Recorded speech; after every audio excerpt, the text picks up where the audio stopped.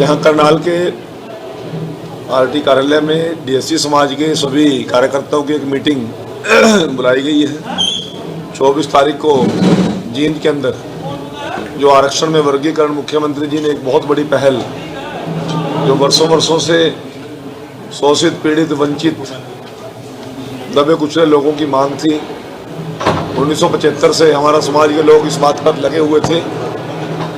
वो आखिर नायब सिंह सैनी जी ने 18 अक्टूबर 2024 को कैबिनेट में पास किया और 14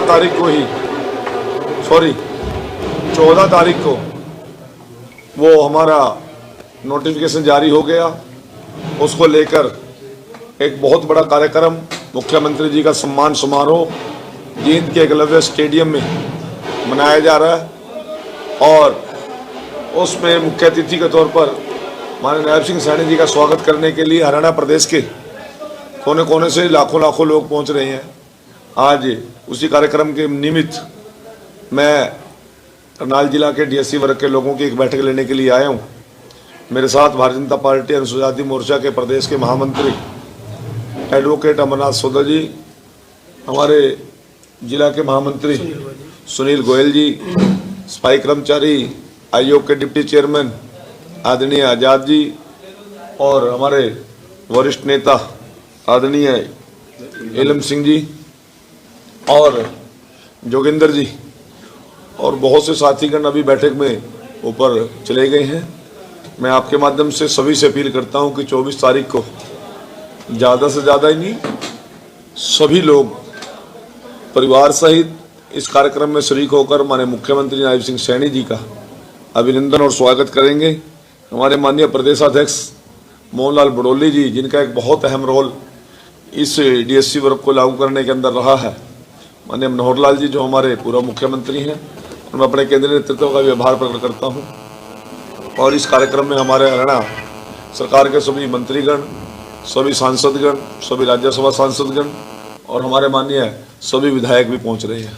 क्या कुछ हमारे समाज के सभी संत और सामाजिक और धार्मिक संस्थाओं के जितने भी मुखिया वो भी सभी इसमें भागीदारी करेंगे। सर, कांग्रेस की हार के बाद लगातार कहीं ना कहीं आरोप प्रत्यारोप की राजनीति भी शुरू हो गई है, किस तरह देखते हैं, क्या कुछ कहना चाहिए? देखिए, अब कांग्रेस तो बड़े गलतफहमी में जी रही थी। एक नारा देते थे कि लोकसभा में हाफ और विधानसभा में साफ। अब वो कह तुम्हारे को रहे थे परंतु पड़ेगी उधर, ठीक है ना। अब जिस प्रकार का कांग्रेस का चाल चलन चरित्र है, उस प्रकार की वो देश और प्रदेश के बारे में सोच रखते हैं। किस प्रकार से कांग्रेस के कैंडिडेटों ने बयानबाजी करी का पहला अपना जुगाड़ कराएंगे भाई, फिर रिश्तेदारा का करेंगे, ये थोड़ा बहुत बच गया फिर वर्करा का करेंगे, बाकी राम राम सत, और बोली लगा रहे थे बैठ के भाई 50 वोट दिलाओ और नौकरी ले जाओ। परंतु 10 साल की हमारी सरकार की उपलब्धियां, मनोहर लाल जी की बिना पर्ची बिना खर्ची की नीति, मनोहर लाल जी का आखिरी टेल तक किसान के पानी पहुंचाना, 24 घंटे बिजली देना, कानून व्यवस्था को सुदृढ़ करना, गरीब से गरीब आदमी को जो सुविधाएं दी गई, आयुष्मान का एक बहुत बड़ा रोल गरीब के जीवन के उत्थान के अंदर है। और एक जो क्षेत्रवाद के परिवारवाद की राजनीति चलती थी, उसके ऊपर एक सबसे बड़ी कड़ी चोट हमारी सरकार ने मारने का काम किया। और नायब सिंह सैनी जी का सौम्य और मधुर चेहरा और मधुर वाणी, लोगों ने उस पर विश्वास किया और हरियाणा प्रदेश के अंदर जो कांग्रेस गलतफहमी में जी रही थी उसको धरती दिखाने का काम किया। परंतु मैं एक बात और कह के अपनी बातों को खत्म करूंगा कि यदि लोगों ने हमारे ऊपर तीसरी बार विश्वास किया है तो हमारी जिम्मेवारी भी बड़ी है, लोगों की अपेक्षाएं बड़ी हैं। और मैं आपके माध्यम से विश्वास दिलाना चाहता हूं कि नायब सैनी जी के नेतृत्व में, मोदी जी के नेतृत्व में हम लोगों की अपेक्षाओं पर खरा उतरने का काम करेंगे, 100% खरा उतरने का काम करेंगे। खाद की सर कई जगह देखने में आ रहा है, किल्लत नजर आ रही है, खाद की डीएपी खाद नहीं मिल रही। देखिए, बड़े विस्तार पूर्वक नायब सिंह सैनी जी ने विधानसभा के अंदर एक एक पॉइंट बता दिया, सभी अखबारों में छप गया, सोशल मीडिया पे चल गया, प्रिंट मीडिया में आ गया, इलेक्ट्रॉनिक मीडिया में आ गया। अब मुझे तो कहीं बात नज़र नहीं आ रही, मैं तो कल भी गाँव में था और लगातार दौरों पे हमें तो एक किसान भी ये कहता नहीं मिलता कि मेरे 5 कट्टे दुआ दिया, 2 कट्टे दुआ दो। मैंने कल एक जनसभा के अंदर पब्लिकली बोला, भाई बताइए, और मैंने कहा यदि गांव में कितने एकड़ जमीन बिजाई होनी है और कितनी आपको जरूरत है। मैं कहा शाम को 6 बजे तक मेरे को लिख के दे दो कागज, और आपको रात तक मैं खाद उपलब्ध करा दूंगा। एक किसान खड़ा हुआ था जी, 4 कट्टे चाहिए, मैं कदना चाहिए, कभी 5 दिन के बाद चाहिए, मैं 5 दिन में चले जाइए। अब वो एक प्रकार का नैरेटिव कांग्रेस ने सेट किया था, वो ऐसा नैरेटिव है नहीं। पहले से ज़्यादा मार्केट में भी खाद उपलब्ध है और सरकार के पास भी खाद उपलब्ध है। सरकार चिंतित है, नायब सिंह सैनी जी, पूरा मंत्रिमंडल और हमारे सारे के सारे अधिकारी इस काम में लगे हुए हैं।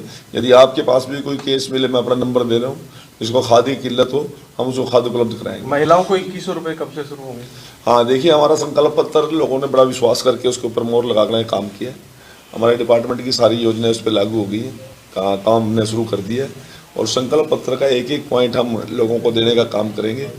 और लाडो लक्ष्मी योजना के तहत जो 2100 रुपये की बात है उसको भी हम पूरा करेंगे। 500 रुपए का सिलेंडर जो है वो 1,80,000 वालों को मिलेगा या सबको?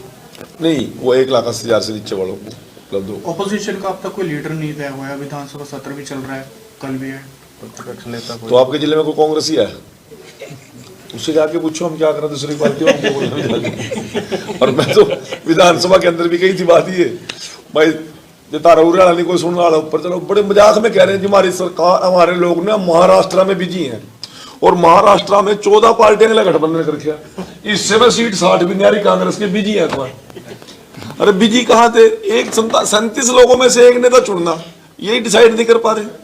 जितनी दुर्गति, जितना मुद्दा वहीन, लाचार, बेबस विपक्ष इसमें हमने देखा। 32 साल का मेरा पॉलिटिकल कैरियर होगा, इतना लाचार और बेबस तो विपक्ष हमने कभी भी नहीं देखा। और जिस प्रकार से उनके जुत्तियों में खीर बट रही है, शायद मेरे को लगता नहीं कि अभी नहीं सुधरने के कोई लक्षण है या कोई ये ठीक लाइन पकड़ लेंगे, मुझे नहीं लगता। जब विपक्ष कमजोर होता है तो ये डेमोक्रेसी के लिए सबसे बड़ा खतरनाक मामला है। रोजगार मंत्री जी, आप जीत में इतना बड़ा मुख्यमंत्री जी के लिए महाधन्यवाद रैली करेंगे, समाज से क्या अपील करेंगे सर? मैं तो एक लोगों से अपील करना चाहता हूँ, ऐसे समाज के लोगों से, आप लोगों को बहुत बड़ी तपस्या के बाद, 40-45 साल के संघर्ष के बाद ये BSc वर्ग को ये नायब सिंह सैनी जी ने बड़ा हौसला और हिम्मत करके देने का काम किया है। आप ज़्यादा से ज़्यादा संख्या में 24 तारीख को 11 बजे एकलव्य स्टेडियम सफीदर रोड जींद में पहुँचने का काम करें।